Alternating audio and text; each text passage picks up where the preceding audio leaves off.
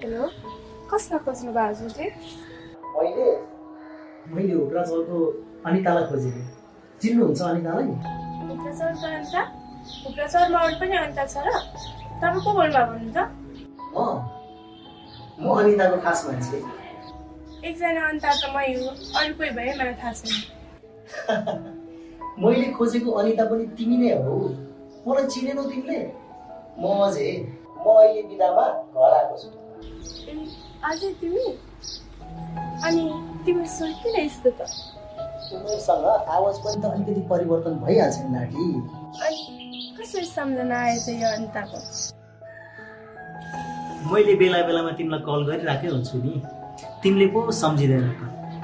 के अर्को छ तिम्रो जीवनमा? कन पुछेका केस्टीका दाल भन्ने उखान सुनेको छैनौ? हामी जस्तोलाई कसले गन्छ र?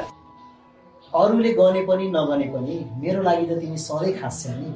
बरु भन, भोलि नयाँ वर्षको के छ कार्यक्रम? के हुनु, हाम्रो लागि के नयाँ वर्ष के कुरा? त्यसो भए हामी भोलि घुम्न जाउँ न ल?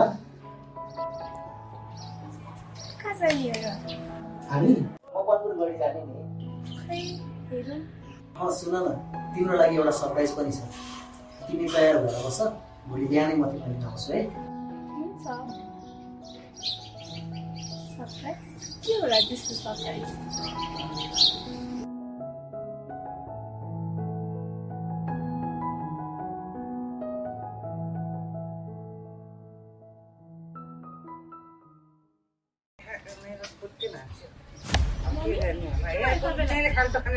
केही परेको यो खुट्टो के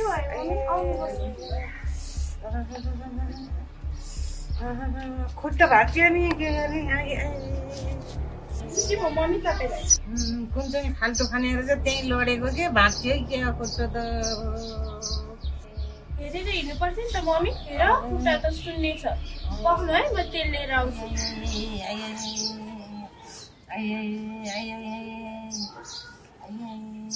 भोलि त नयाँ वर्ष हो क्या रे, काममा जान नि सक्छु कि सक्दिनँ।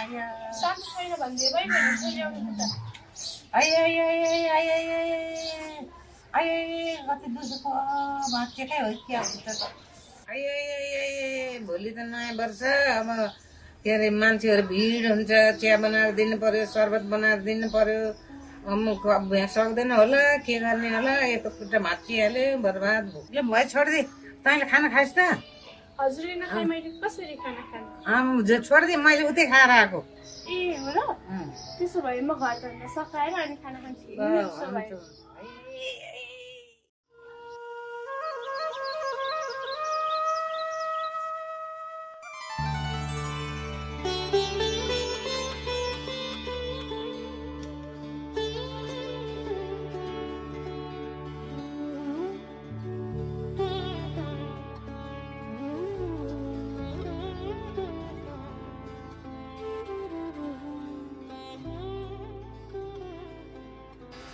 ओहो नमस्ते सर।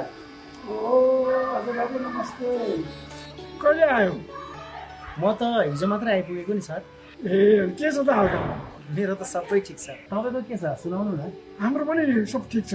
ल सरलाई र म्याडमलाई मेरो तर्फबाट नयाँ वर्षको हार्दिक मङ्गलमय शुभकामना। ल हाम्रो तर्फबाट पनि तिमीलाई उत्तरोत्तर प्रगतिको हार्दिक मङ्गलमय शुभकामना।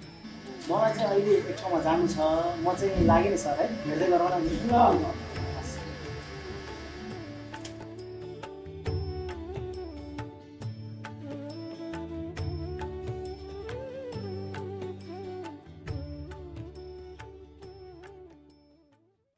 छोरी,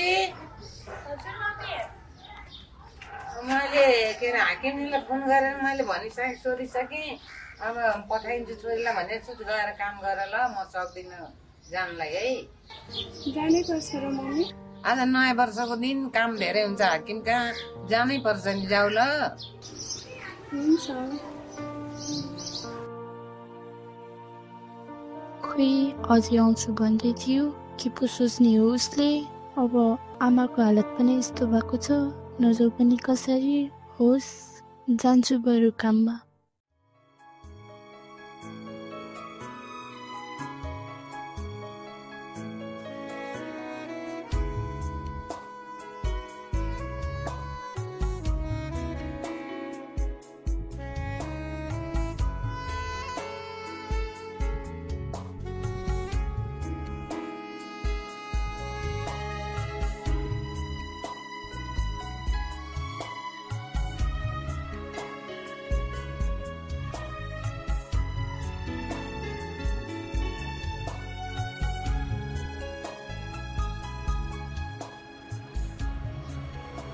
लामालक्ष्मी कलेक्सनमा होइन दाजुलाई मिलाएर गरिदिएको छु होइन लामालक्ष्मी कलेक्सनमा चाहिँ यसो भिजिट गरिरहनु होला है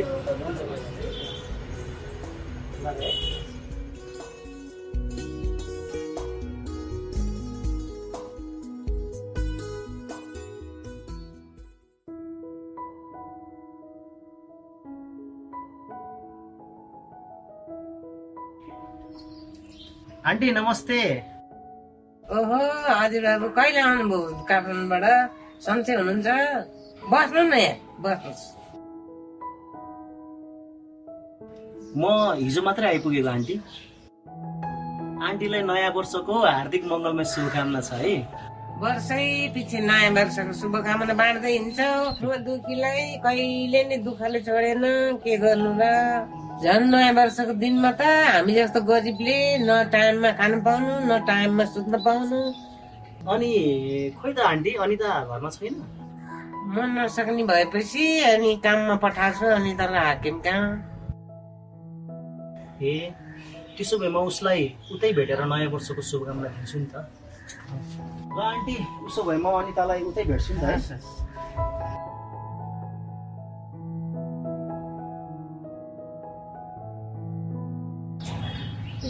नमस्ते हाकिम सर। नमस्ते। नयाँ वर्षको तपाईँलाई शुभकामना। तपाईँलाई पनि शुभकामना। अनि कस्तो भयो त विदेश यात्रा? विदेश यात्रा राम्रै घुमघाम भयो, रमाइलो भयो। अनि घुमेरै मात्रै आउनु भयो कि केही सिकेर के अध्ययन गरेर आउनु भयो? सिक्न त के सिक्नु हाकिम साहब, बुढाबुढी मजाले दाचेरै घुमे हामी त। बस्नुहोस् न बस्नुहोस्, चिया चिया बस्नुहोस् है। हाकिम साहब नमस्कार। नमस्ते नमस्ते। महत्त्वजी के छ त अनि? तिमीलाई पनि धेरै धेरै शुभकामना छ है। ल चिया चाहिँ खानुपर्छ म पुगेँ है। ल चिया पनि आइपुगिसकेछ। ल लिनु चिया लिनु।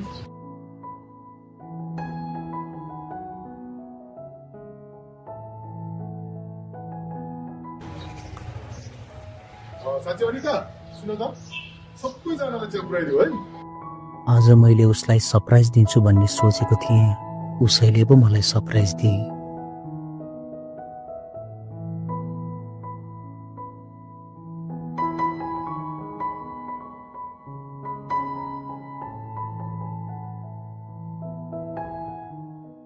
अनिता आमालाई आराम गर्नु भन्नु, उहाँलाई सन्चो नहुन्जेलसम्म तिमी आइरहनु है। हस्।